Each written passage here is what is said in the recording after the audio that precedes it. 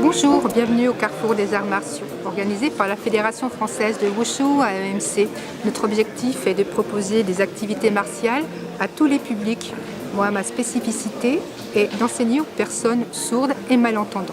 Je suis formée à la LSF, à la langue des signes française, qui me permet de communiquer et d'enseigner le Tai Chi Chuan aux personnes sourdes qui pratiquent la LSF, car tout le monde ne la pratique pas.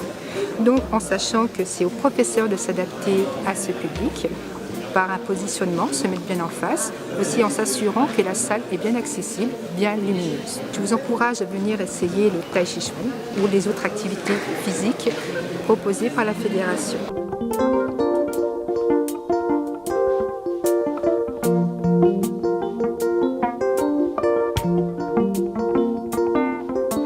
Aujourd'hui, on a travaillé donc sur l'intervention au niveau handibudot, c'est le handicap mental au niveau adulte.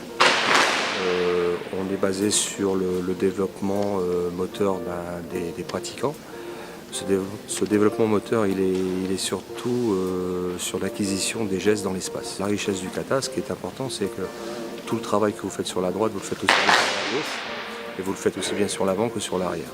Ça veut dire que vous avez tout l'espace qui se trouve au niveau du nord, du sud, de l'est et de l'ouest, et cela rapporte une coordination, une réflexion, une coordination, une application qui est très très importante.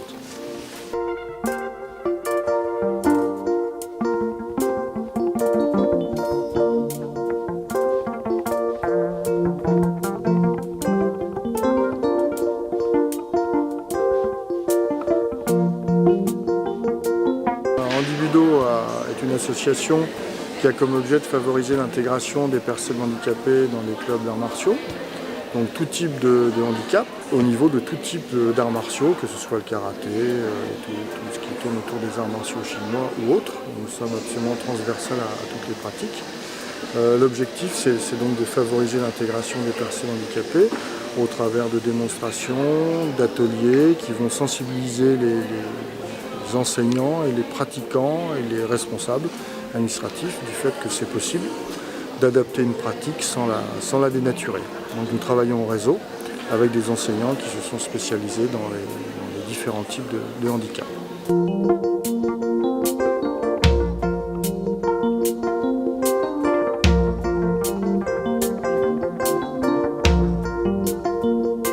Voilà, j'étais invité aujourd'hui pour faire un workshop de Wing Chun. L'objectif était au premier lieu un public non-voyant. Ce n'était pas le cas, mais j'ai adapté le cours à un public à mobilité réduite. Et ça s'est très bien passé, le message est bien passé, c'est bien amusé.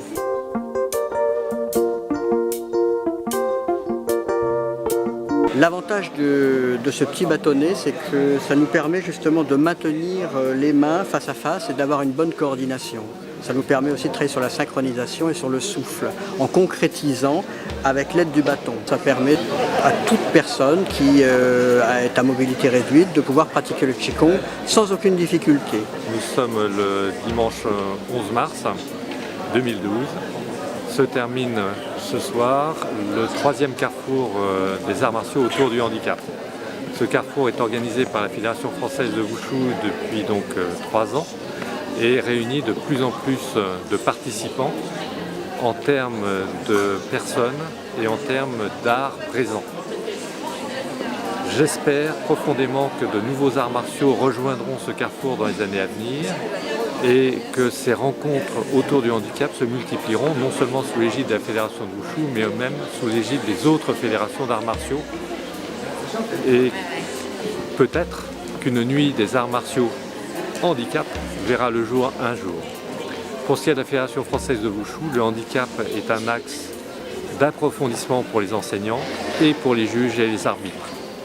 La Fédération met en place des formations complémentaires, soit sur le handicap en général, ou bien des handicaps plus spécialisés comme handicap visuel, voire sport adapté. Mais ces formations sont en devenir et nous vous en parlerons plus en détail lors de la rentrée prochaine. Le but de ce regroupement était surtout d'échanger avec toutes les autres fédérations pour voir comment on peut accueillir en toute sécurité les personnes en situation de handicap, mais surtout leur assurer que nous aurons ces actions dans le temps.